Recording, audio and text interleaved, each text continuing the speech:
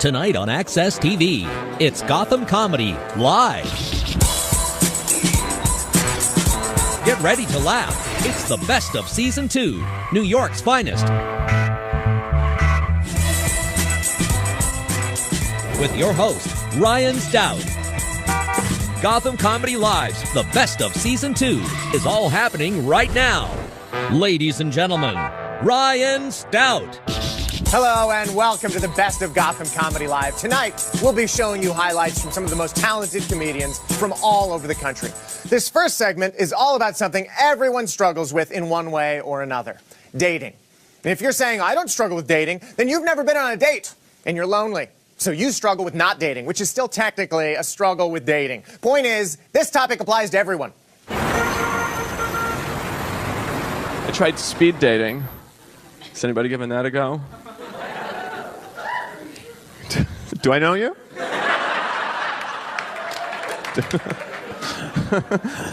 Two people are like, yeah, we did that. You know the concept, right? You meet a lot of people in a short amount of time. Here's what's interesting about speed dating. If one rejection a week isn't enough for you,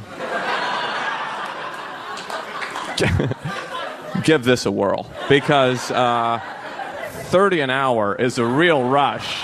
It really...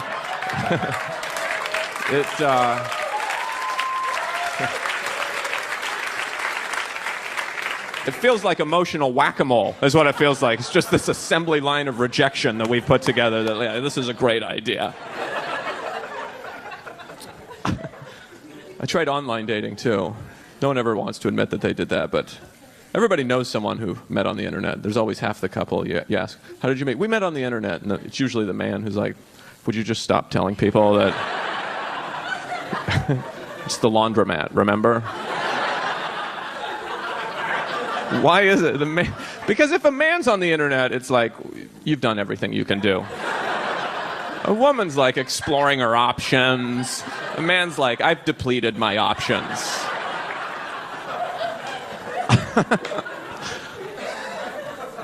I was reading in a magazine. It said if you're not involved in one of these online dating services, you're just going to get left behind socially, you know. So I signed up, and it changed my life. I went from feeling pretty good about myself to feeling like a leper alone in a room typing. That's what I felt like. Just, oh, look, she likes the outdoors too. I can't believe how many people like the outdoors online. It's just there are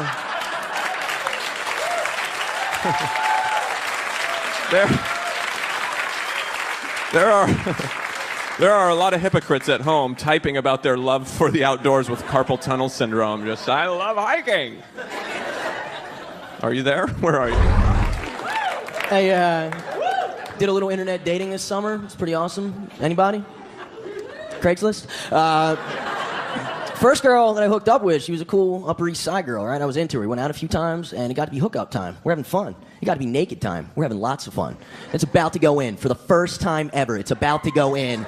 And she stops me at the last second and says, look, just so you know, there's not a chance I'm going to come right now. And I was like, I could have told you that. Spoiler alert. But...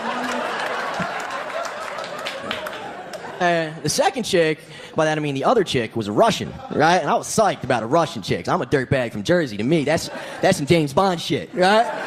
So we went out on a date. It was real cool, right? A sexy vibe. I was like, you know what? I'm going to play this smooth. I'm going to walk to her door, kiss her goodbye, peace. I walked her to her door, I kissed her goodbye, and first kiss ever, she went, and bit the living shit out of my lip. Not a little love bite, like she tried to bite it off. And I pulled back like, yo, what the fuck? And this girl, I swear to God, she looked me dead in the eye and said, you do not like biting? You are a faggot. Like, what? Now, most dudes would see this as a red flag and bounce, but I'm a comedian, and I really wanted to see how this was going to end.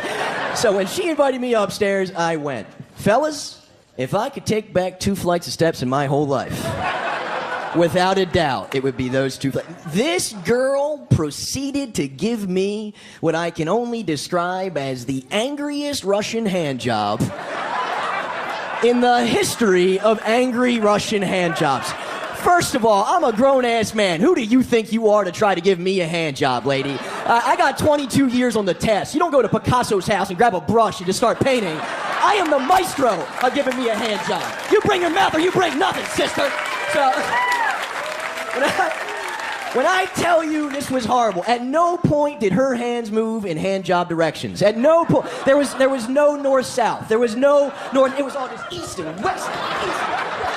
It was like she was trying to yank open the Iron Curtain or something. Like, I don't know if she was still pissed off about Rocky IV, but I was chafed, I was chapped, I was hurting, but I was determined to finish for the country. In my hand, all I thought was USA! USA! New York! Yes, couples. Way to work it out. It's not easy. What's the answer? I say love the flaws. Right? Just accept the flaws. They're there. Just look at your girl, man. Just say, yo, that's so cute how you yelled at me about shit that never happened. It's so adorable. Leave the oven on again. Kill the whole family. I love you. Just want to hold you. Mwah. It's so cute. Just love the flaws. I got to get back in a relationship. I got to start picking them better. I got to quit mistaking crazy for interesting. Right, fellas? We've all done that. Right? In the beginning, like, oh, this girl's so spontaneous and full of life. What a personality, life of the party. Everyone loves her. Look at her go. Right? 8 weeks in. Wow, you're bipolar. This is real shit. This is real. I didn't see this coming. This is too much personality. You don't like me. I like all the different yous. Bring back Sunday. What the fuck happened to Sunday? Sunday just watches television, relaxes. Like a Tuesday will kill you on a Wednesday. Why do we like crazy, fellas? I'm gonna tell you why. Yeah, because crazy's good in bed.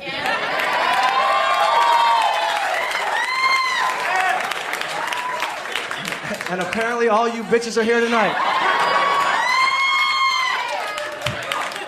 That is more than I expected. Crazy is great in bed. You sleep with a girl that never met her father, shit's going down. Oh, you don't know what's gonna happen. You come out of the bedroom, you're missing a tooth, you got a black eye, you're happy, you're crying, it's all confusing. Orphanage pussy, give it a shot. I crossed the line, Gotham. I gotta figure it out. There's two kinds of girls, over 25, under 25. Distinct difference. Over 25, they got their shit figured out. Yeah, if it's a one-night stand, yeah, there they are, 26. Yeah, fellas, if there's a one-night stand, it was a one-night stand for her, too. She didn't want to be there either. She's got shit to do. It's a grown woman. Nuh-uh. Under 25, they don't leave. They don't give a shit. They moved in. Yeah, they just moved in. You didn't even know it. You looked up, there was a box of shit, a loofah scrub. Back at their parents dropped them off for a slumber party. It's noon. It's like, what's for lunch? A fucking taxi sandwich. You have to go. And put my shirt away. You can't just steal my clothes. And under 25, they got too much energy. Yeah, all they want to do is go to the after party. How about the party we're at? Let's just enjoy this party. Yeah, I'm getting older. I'm tired. I'm not going to the after party unless there's soup. I love soup. How good is soup? It's like you're home already. And if there's French onion soup, I'll eat your pussy and call your uncle. That's a real soup. It's a real soup. And under 25, they want to play fight. That's not cute, girls. No, I'm a grown man. Don't put me in a headlock. You just pinched a nerve. That shit hurts. Don't fuck around. I got a softball game. My team needs me. I'm a 3-time All-Star. Don't punch me in the stomach. That's how Houdini died. You could kill somebody. People die that way. Yeah, under 25, they don't know. Even in bed, they don't know yet. No, girls get better as they get older. Under 25, they're doing shit they see on the internet. They're doing weird shit. I was with a girl, she was 24. She's like crawling on the edge of the bed. I was like, yo, did you lose your wallet? Where the fuck are you going? What are you doing? I don't even know what that move is. Get back here. Why are you in my hallway? Come here. Fuck it, get the mail, then come back.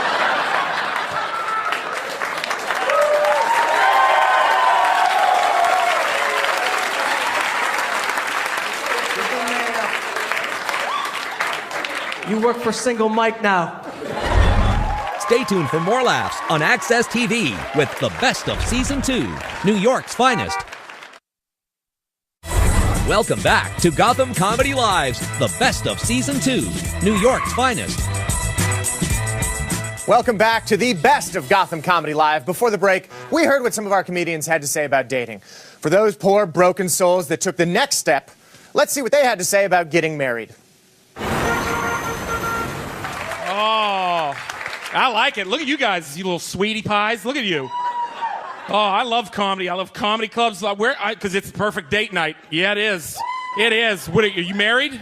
And shut up. You don't get it. You don't understand. I'm a married dude. Where's all the married people? Look how look. Yeah, you see how excited they are? This is a special night, okay? They're going to have sex with the lights on tonight. This is, guys, it's an important night, guys. They've been planning this for 4.5 months. You don't get it. I see a lot of young sweetie pies in here. You don't know nothing. Are you kidding me? We're all the daters, all you sweetie pie daters. Shut up, shut up. You guys still touching each other's privates? That's adorable.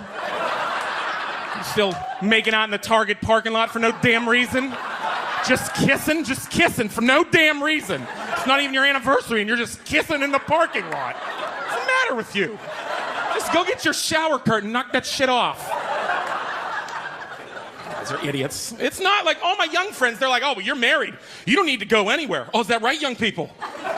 Oh, yeah. Oh, because on a Friday night, me and my wife, we just light a clean cotton or a pine candle or whatever the hell this thing's stupid $80 candles. You know what I'm talking about? You yuppie women use. And then we put on our matching Japanese silk pajamas, right? That my wife ordered off of Amazon because she had a Shutterfly coupon, or I don't know about that stuff. And then we just pop in Dirty Dancing, yeah, on Blu-ray. Oh! Then we just kiss each other on the neck for hours. Is that what you think what happens? Shit ain't like that. I'll tell you what, this is how it is right now. You little, I see all you sweetie pies. I'll tell you how it is. Married 2 months, you guys, right? Oh, well, check this out. Here's how it is. I'm on one couch by myself, okay? This is date night, all right? We got matching couches. I'm on my couch. I know which one is mine, too. It's one that's sagging like a son of a bitch, okay? My couch is a smile. It's a broken smile. And I'm on my couch, guys. I'm drinking like a grown-up. I don't know what you guys got. I'm drinking like a grown-up. I have a whole gallon of raspberry wine. That's what I'm doing. I got it on the back of the couch with 3 McDonald's straws into my mouth like a grown-up. Get with it.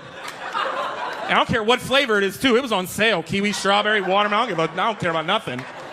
I'll drink clearance wine under the cash register. There's Dusty. You ever see the Dusty wine? You're like, who drinks this Dusty wine? I'll drink the shit out of Dusty wine. I'm like, oh, it's $2.99 for a gallon. What is this? Blackberry pirate mustache. I don't care about it. I'll drink this all day. So I'm on my couch. I'm getting tips. I'm getting tipsy as F. Right?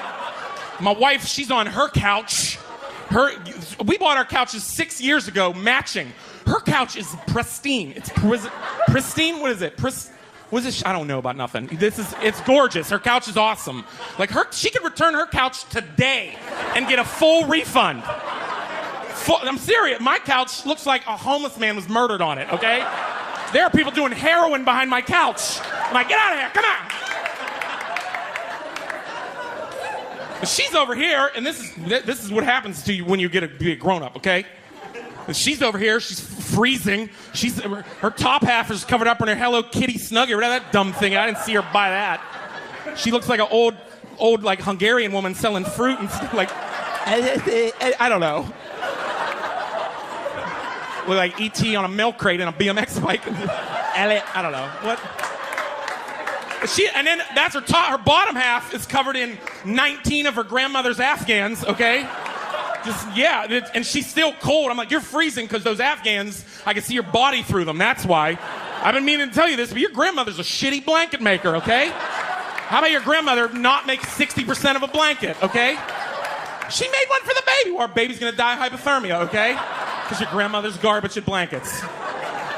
And that's our date night, and we don't even talk. The only time we talk on our date night, right, grown-ups, is when we're chanting, move that bus, move that bus. That's the only time we talk. You know it. That's true. And we got to get out because I just had a second child. Yeah, second. Don't you be clapping for shut up. Knock it off. No, you don't get it. No. Speaking of my wife, I've never been happier in my entire life. And it's because my wife is the reason for that. But even with that said, there's still a small part of me that wouldn't be surprised if we don't make it. I don't trust marriage for 1 second. I really don't. I wish I did. But to me, marriages are like fat people. Yeah, they should work out.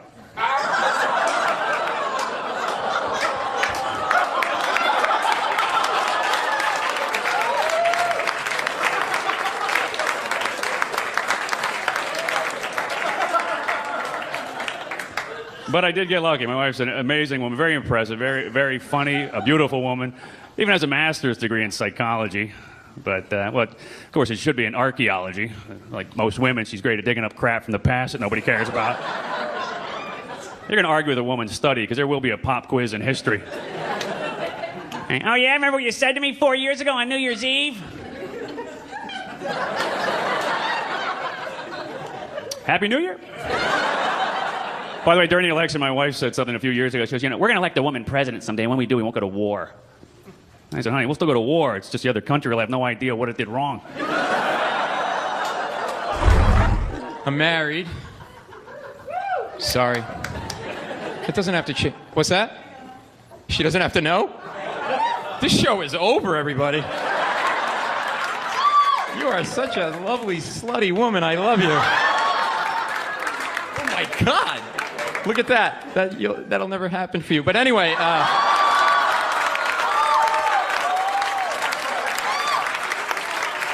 You should school him. I'm married 12 years. I dated my wife 13 years before we got married. We met in high school. Relax, ladies. We met in high school, and we dated a while, and then she proposed, finally. I can't tell you her exact words because I get really emotional, but they ended with, or get off the pot! One argument 3 times a month. If you're in a relationship, married, single, whatever, you've had this fight. I can't do little things, and it drives her crazy. But then her reaction to me drives me nuts. You've had this argument. I'm in the refrigerator, and she's in the living room. And I'm like, Carol, where are the pickles? She's like, you know where they are. No, I don't. Yes, you do. No, I don't. They're in the refrigerator. I know that. They're pickles. Where? You know where they are. No, I don't. This is funny to her. Hit her. Hit her right now. Because you know what you do. You know where they're on the shelf. I know. Pickles go on the shelf. Where? Then this is the line. This is the line, guys, where she says it, and you think to yourself, I could knock her out and drive her to the river, and nobody will know. This is the line. You ready? Are you looking? Yeah, then this next line, you need like a team of psychiatrists to decipher. He does this. I can tell he does this, right? And you need like a team of psychiatrists to decipher this next line. Yeah, I'm looking. Are you looking or just looking? I'm looking. You never look for things. You're like a child. You have to look. I'm not going to look for it. And then. You get this really condescending tone in your voice, like you're the control tower talking down the plane and we're all mentally challenged. It's like, all right, do you see the bread? Yes, I see the bread. Okay, well, if you look, you'll notice the pickles are right behind the bread. I don't see them. Then here comes the next line, and the judge hears this, and he goes, justifiable homicide. Did you move the bread? Yeah, did you move the bread or just move the bread? I moved the bread. Would you move it like 2 inches? You're like a child. You have to, all right, I moved the bread. And what do you see? Nothing. Exactly, Paul, because you forgot to buy pickles on the way home last night.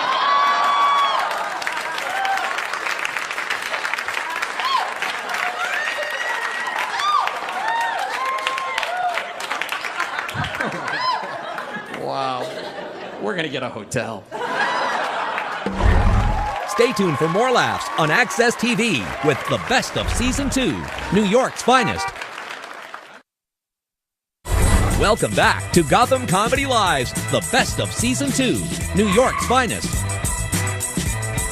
Oh, you returned. Nice choice. This is the Best of Gotham Comedy Live. So far, we've heard all sorts of material about relationships, but only human relationships. These next comedians talk about their interactions with their pets, and I'm hoping nobody mentions anything about sex.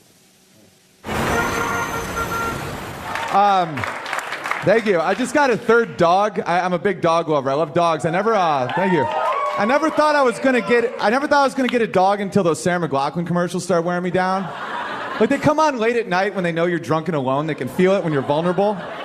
And most commercials are 30 seconds. Those are like 5 minutes long. And it's just those dogs. Those aren't dogs in those commercials. Those are actors in dog suits. They're just like, in the arms of an angel. And then a voice comes on. It's like, look at the face of this puppy. Like, his name is Charles. I'm like, my grandpa's name's Charles, you know? And they're like, he doesn't know why he's being beaten every day. I'm like, why the fuck is he being beaten? And I'm drunk, so I commit. So I got a dog based off those commercials.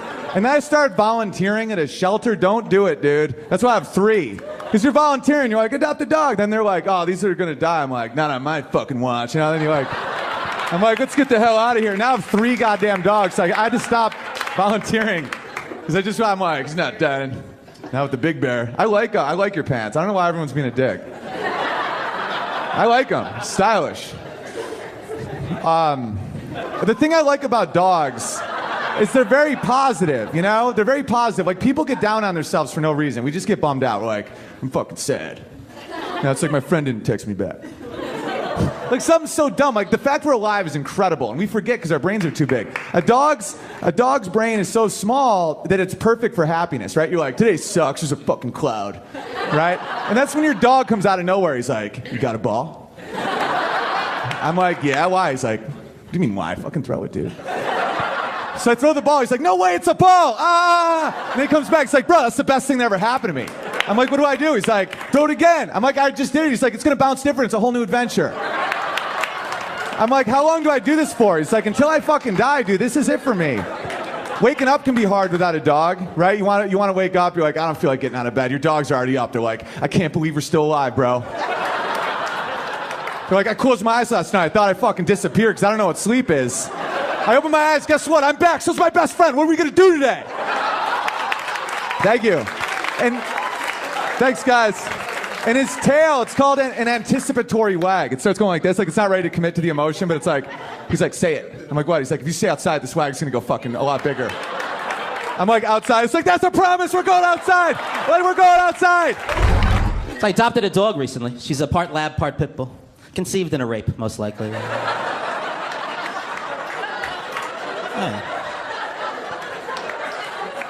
My friend just bought a bulldog. I didn't even know bulldogs were a real breed. I just thought it was a beagle with Down syndrome.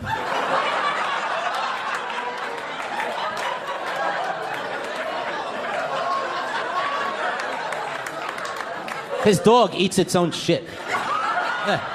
He says it's a problem, but as far as I'm concerned, perfect dog.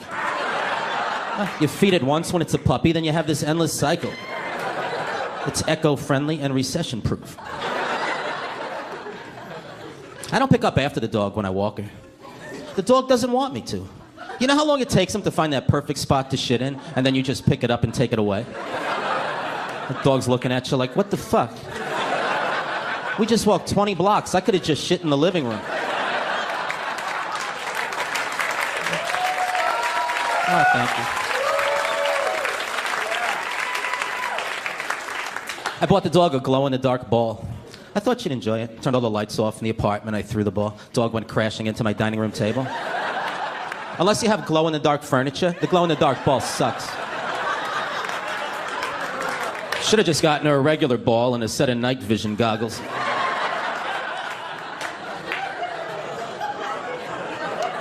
She sprained her little leg. I had to take her to the vet. Here's a little tip. You ever want to save money at the vet? Act like you could care less about your dog. If you go in there concerned, they're gonna rape you. Well, it looks like a sprain, but it could be leukemia. Better do a CAT scan, put her on dialysis. Nurse, get me a cash register, stat. No, you have to have a different approach. You gotta lowball them. You gotta walk in there. Doc, my dog hurt its leg. What do you charge to put it down? Whoa. What are you, crazy? It's a sprain. A couple of days rest, your dog will be fine. A couple of days? That's what I thought, you fucking asshole.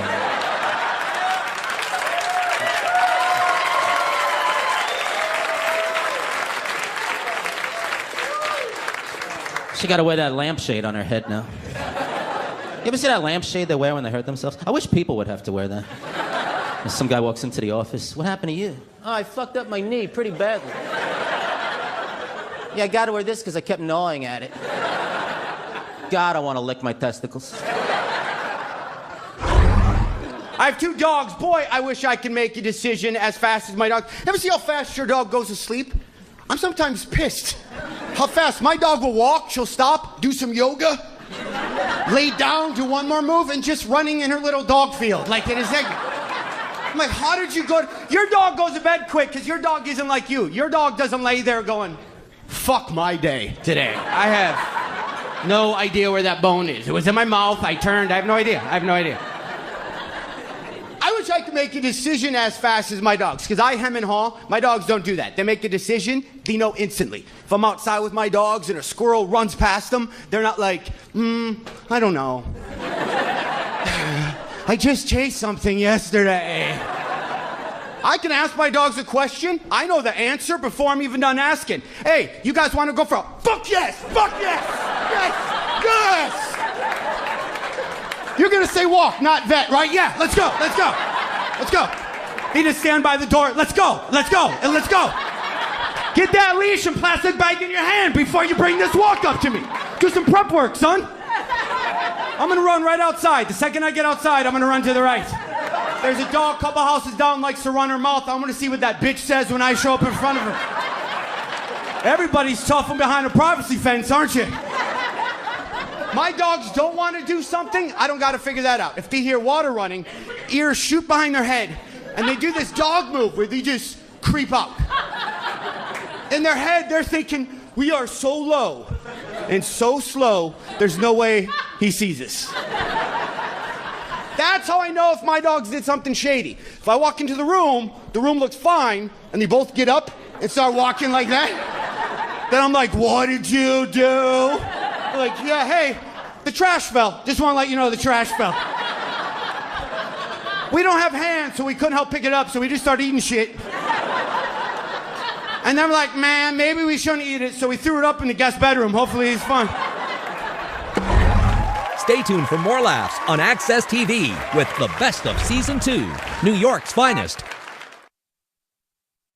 Welcome back to Gotham Comedy Live's The Best of Season 2, New York's finest. Hey there. You're watching the Best of Gotham Comedy Live. We've heard about dating, marriage, and pets. Now it's time to talk about kids. That's right, tiny humans.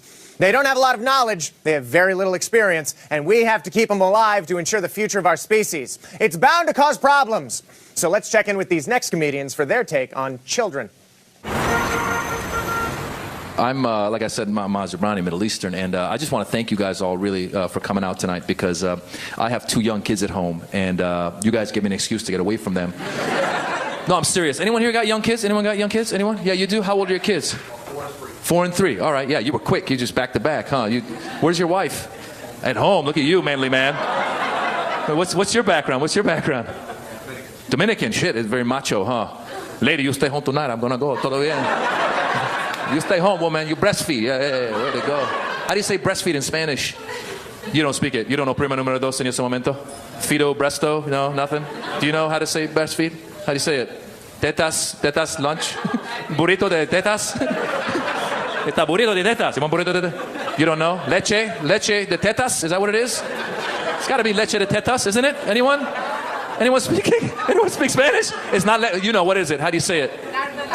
What is it? Dar de la car. Dar de la card? That shit rhymes. Dar de la card? It's not leche? Because leche I thought was milk. See, that's why I can't prima número dos en este momento. That shit, I get lost. I have young kids. You back me up on this. When you have young kids at home, you love them, but they're the most exhausting people in the world. When you have young kids at home, your whole goal from the moment they wake up, your whole goal is to make them tired. From the moment they wake up, you're like, run. Climb. Fly. You can fly. Try flying. Flap your wings. And no matter what you do when it comes time to sleep, kids don't want to sleep. Craziest thing in the world? Yeah, and there's a thing called sleep training, which is when they turn 6 months old, you're supposed to let them cry it out in the crib. They learn to sleep, life goes on. Now, I'm originally from Iran, my wife originally from India. So we come from immigrant backgrounds. Immigrants don't sleep train. I don't care if you're Iranian, Indian, Dominican, we don't. Immigrants, we're all in the bed together. I'm in the bed, my wife's in the bed, the baby's in the bed, my mother-in-law's in the bed. There's a rooster in the bed. My cousins are under the bed. It's crazy, man. And my wife is Indian. Are there any Indians here? Any Indians? Indians? There we go. Yeah, 1 billion in the world and 4 showed up. Thank you very much. Really. No, it's crazy, man. My wife, I swear, it's crazy because my wife is Indian. Both of our kids look like her. I told her, I said, there's a reason why there's 1 billion Indians in the world. Your guys' genes are so dominant. Anyone sleeps with an Indian, the kids are coming out Indian. Oh yeah, Iranian, Indian, black, Indian. Friend of mine, wife's not even Indian. She had Indian food one night, the kids came out Indian. I swear to God, man. And our house is confusing. I'm Iranian, my wife is Indian, our nanny is Guatemalan. The kids are confused. They don't know who is who or what is what. Like, they spend more time with the nanny than they do with us. Yeah, like, they speak better Spanish than English. I swear, like, my little 2-year-old, anytime she hears sirens going by, she goes, "Policía, policía!" I asked the nanny, "You guys running from the cops all day in the park?" She's like, "Me no, senor, but Nina all the time. Drug dealer. Nina's a drug dealer." I think that they think the nanny is their mother. Me and my wife are the nannies. Like, every night when she's leaving, the 4-year-old's like, "Adios, mama. We see you later, man. We're going to hang out with the 2 losers again. Stay away from the policía." I'm worried about the world. You know, I'm a parent. I came to parenthood a little older. I was 50 years old when my daughter was born. She came out and she looked at me like, "You bullshitting, right? Where's the daddy that does shit, like run around, get involved?" We play games like Starfish. I act like I'm a starfish, like, okay, run around, man. No, I love my daughter. Me and her mom, we co-parent. A lot of times, you know, kids, she just turned 5 years old. A lot of times when kids are that young, we send our daughters and our sons subliminal messages. I was driving my daughter to preschool the other day. We're driving down the road and I see this billboard of an owl. I said, "Honey, what do you think that owl's doing?" My daughter said, "That's probably a mama owl that's been working all day to take care of all of her baby owls because she loves them very much." I'm like, okay, I mean, I know what's going on. Her mama got to her, okay? She has been compromised. Her mama is sending me subliminal message. So I said, I got to send some subliminal message back to her ass. I said, maybe that's a daddy owl, honey. Could that be a daddy owl that's been working all day? My daughter said, "That's not a daddy owl, daddy." I said, "How do you know?" She said, "Because the daddy owl's at home sleeping." Now I know this is her mama now. I'm looking for, is she in the car with us? Who the fuck am I talking to? But I didn't say nothing. This is my daughter, okay? I didn't say nothing. My daughter teaches me things every day. She came in the house the other day and she said, "Daddy, I can wipe myself. I can go to the bathroom by myself. I can wipe myself." I said, "That's great." Then she leaned in real close. She said, "But I like when other people do it."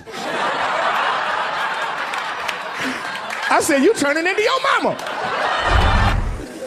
I'm not equipped to be a parent either. I got a kid, and well, let me show you what my kid gave me for good luck for the show before I left the apartment. This was huge. I know, it was like, it's his favorite toy right now. He gave me his favorite dinosaur. Isn't that cute? Yeah, he's 15, but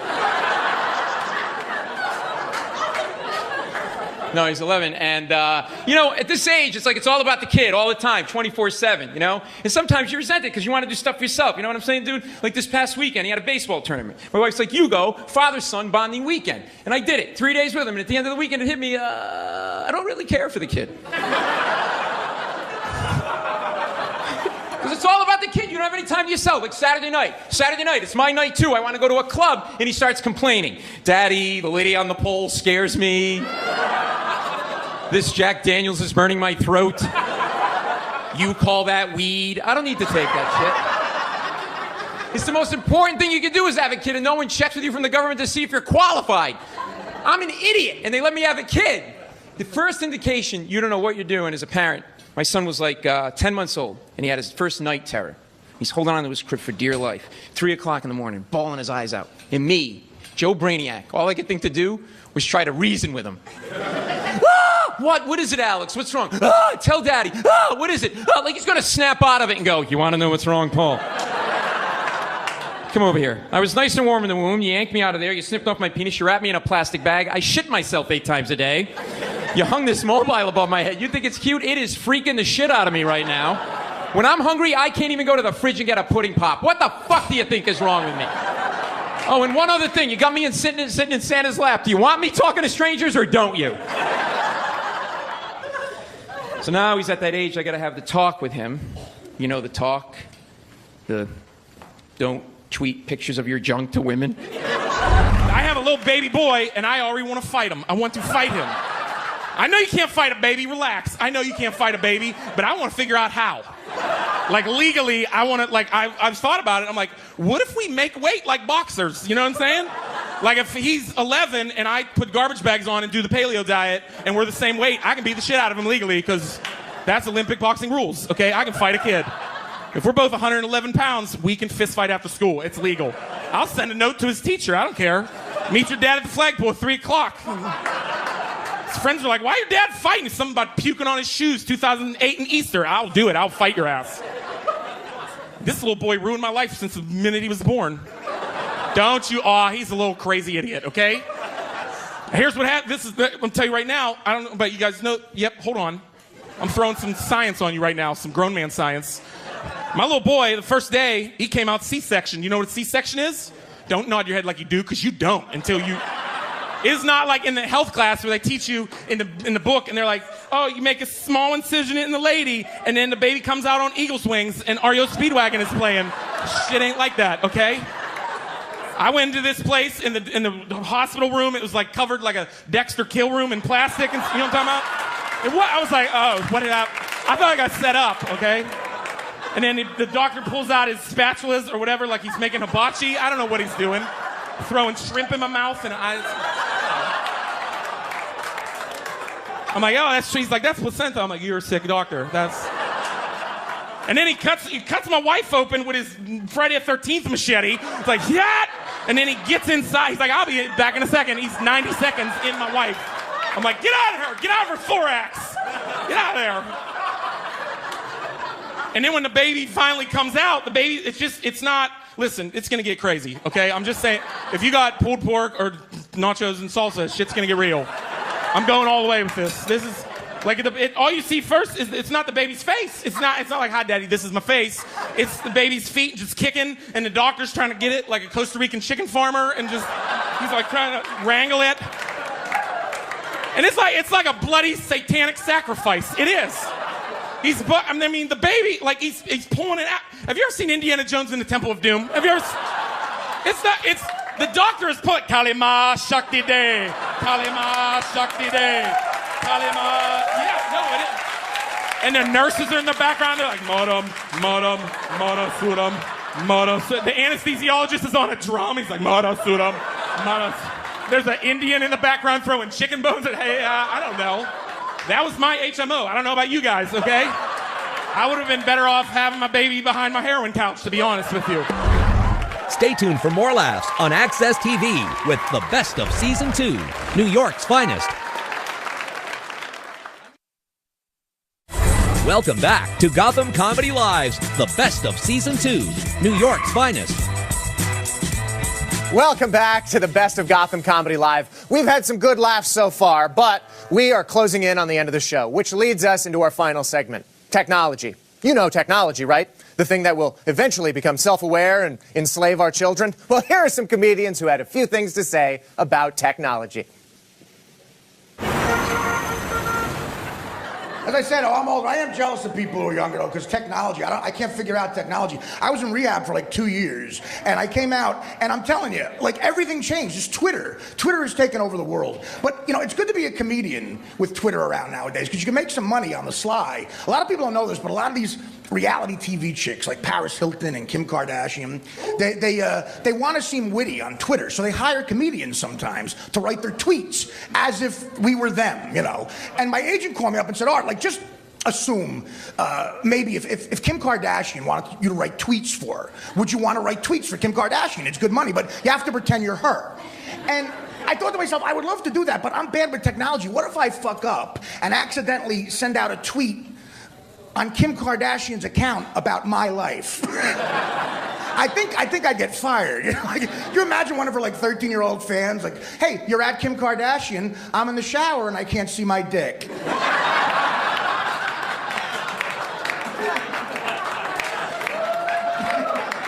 You're at Kim Kardashian, a Mexican whore just threw up on my balls.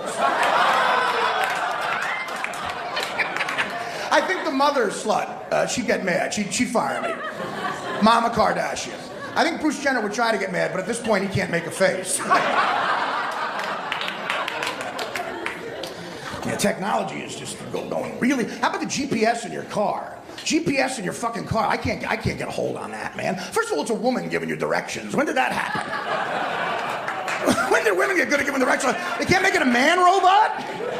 And that voice is creepy. I would use the GPS in my car if it were a friendly celebrity voice. It's a perfect opportunity for celebrities to make some money. Like if Mike Tyson were the GPS voice, I would never not use it. I would use it constantly. I'd wake up at 3 a.m. and make excuses to use it. Mike Tyson is the GPS. Could you imagine? Like, drive 2.3 miles till you see a stop sign. Then when you get to the stop sign, get out of the car and make a right-hand turn. Then realize that you should have been in the car when you made the turn. Recalculating. Get back in the car, drive 0.06 miles, and pull into a Sunoco station. Ladies and gentlemen, while I was writing that bit, I figured out something. I had a medical discovery. It's impossible to be depressed if, as Mike Tyson, you say, Sunoco station. Try it. Like if you're at a funeral, like, Sunoco station. In a minute, you're skipping around like Mary fucking Poppins. And the people that make like Prozac, the drug companies make antidepressants, they don't want you to know about this. I'm telling you. Sunoco station. It is absolutely fantastic. I'm not a big Facebook guy, man. I should be more because I'm a comedian, but it kind of, some people date online. I don't understand that. Like, why? Like, if you date online and you get killed, good. That's just the universe balancing itself out because you're an idiot. You get a better gauge of someone when you meet him in person, right? You get a vibe. Like maybe it's an asshole, murderous vibe. Like you get a vibe. I tell you who really loves social networking, psychopaths. They love it. It's the best invention since sliced bread to them because they don't have to do any work anymore. Serial killers used to have to physically stalk their victims. Now all they got to do is log on Foursquare, find out what restaurant you're going to and what bus stop to kill you at, and they're good to go. Social networking totally helps predators, man. And old bullies from high school who all of a sudden want to be your friend on Facebook like it never happened. Lorenzo.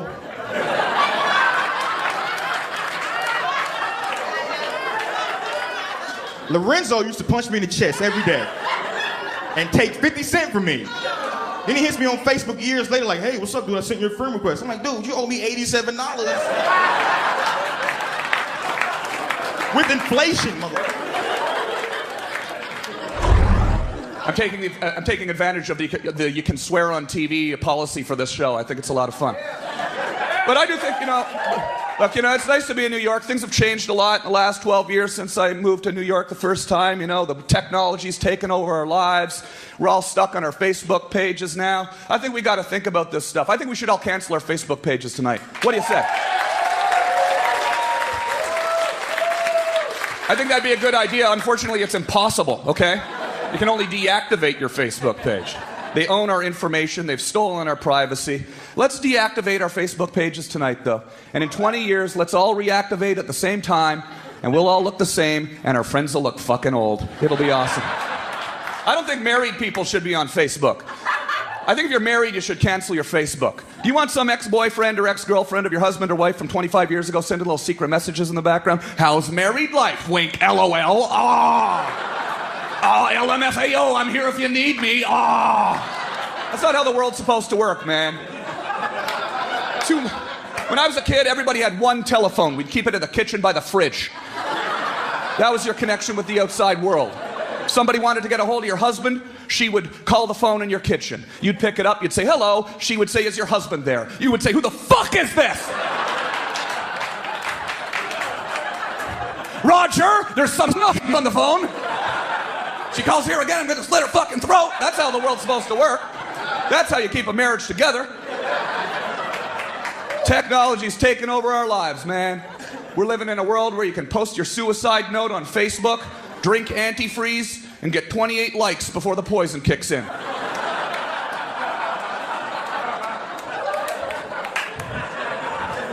At least it's nice knowing you're making the right decision.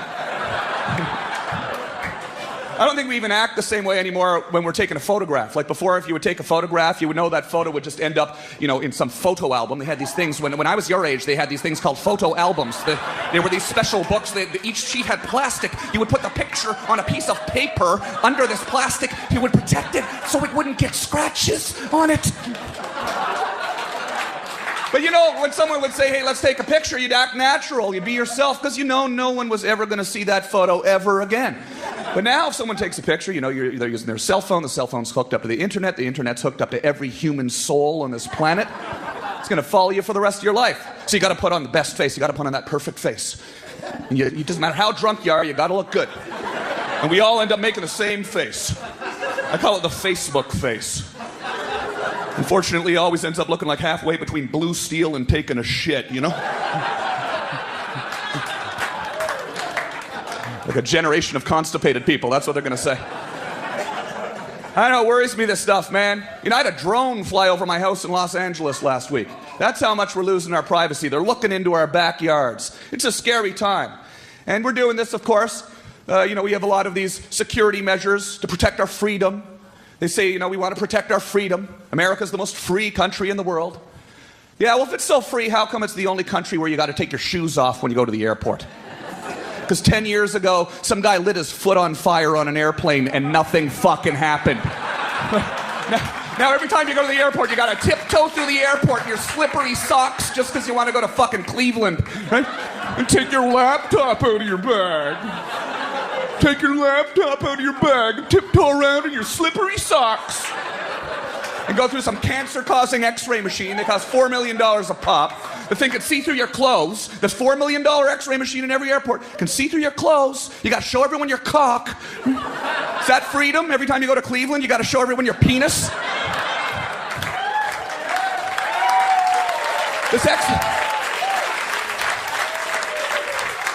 These x-ray machines, they can see through your clothes, but they can't see through your shoes. I'm calling bullshit, man. Someone's making some money on x-ray machines, that's what I figure. Then you get on the plane, they say, please turn your cell phone off, it could cause the plane to crash. You go through all that shit to get on board, then they let every passenger on the plane with a potentially lethal device. And they leave it up to the honor system. Stay tuned for more laughs on Access TV with the best of Season 2, New York's finest. Welcome back to Gotham Comedy Live's the best of Season 2, New York's finest. Listen, gang, sadly, this is the end of our look into Gotham Comedy Live. We really appreciate you tuning in. Don't miss the upcoming comedians who will be doing more stand-up at Gotham Comedy Club. With so many performers in store, you are going to want to watch what they do when they do it, live and uncensored. Thanks, everybody. We'll see you next time.